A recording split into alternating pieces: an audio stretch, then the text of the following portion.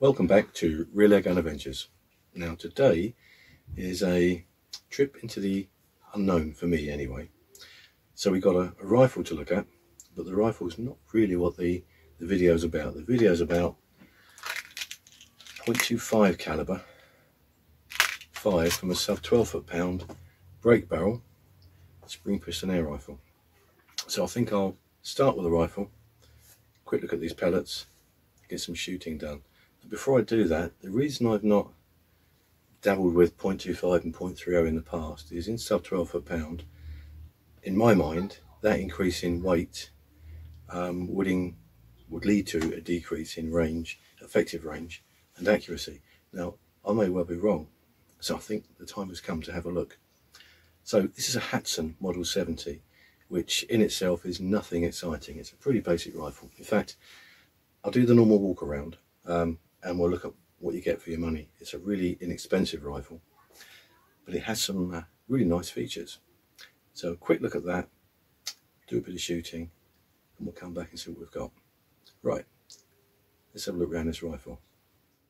Okay, here we go.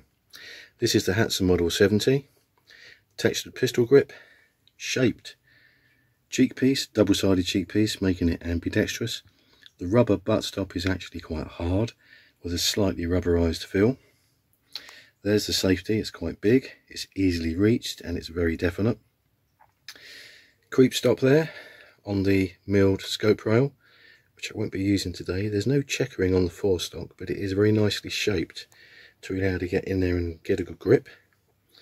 Moving down to the fibre optic iron sights, which are plastic but very well made, and I think they're probably as good as anything around at the moment.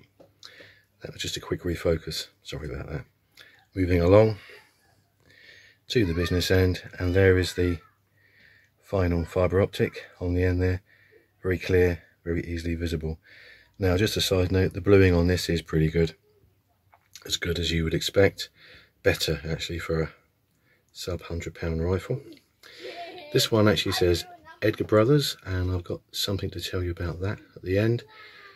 And there is one other feature on this gun which I'm going to save until after the shooting, because that will tell me if it works or not.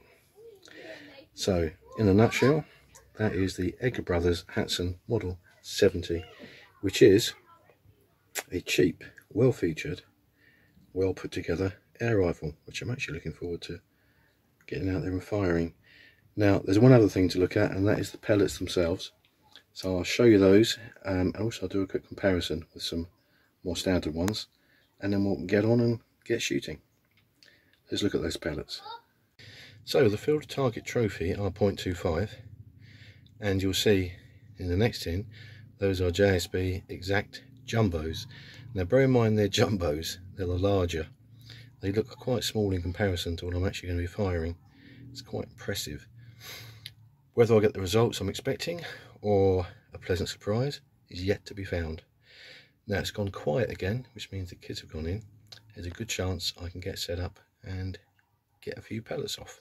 So I'll be right back.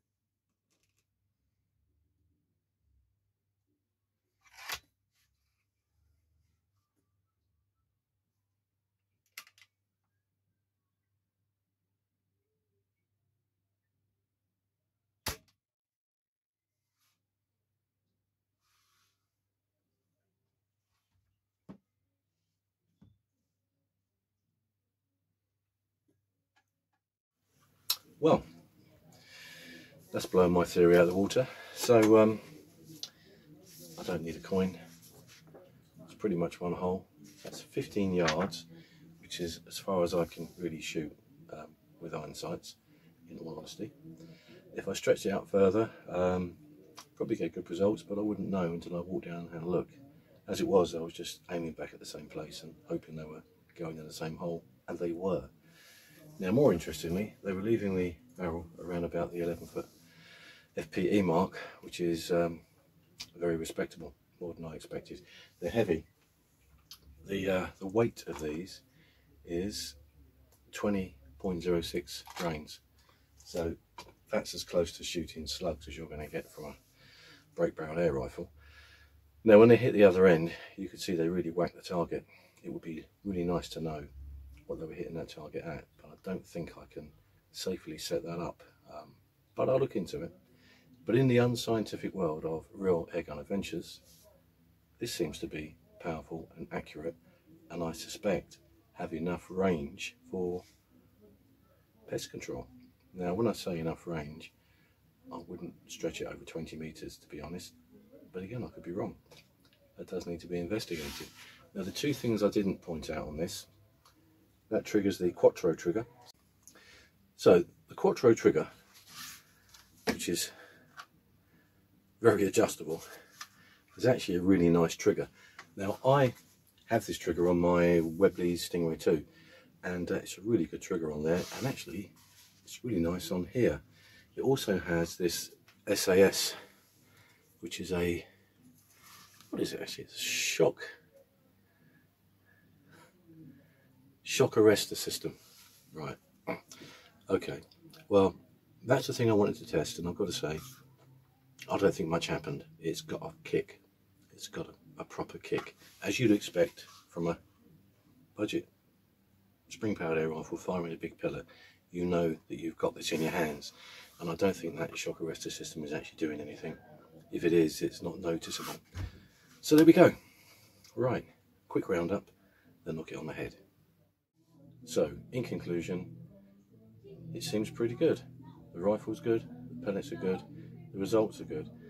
I'm going to do some more shooting. I'm going to look at some other possibilities, ways to measure and refine what I'm doing, and I'll get back to you. But I think .25 caliber in a spring piston powered air rifle is perfectly serviceable for the UK. It's up 12 foot-pound.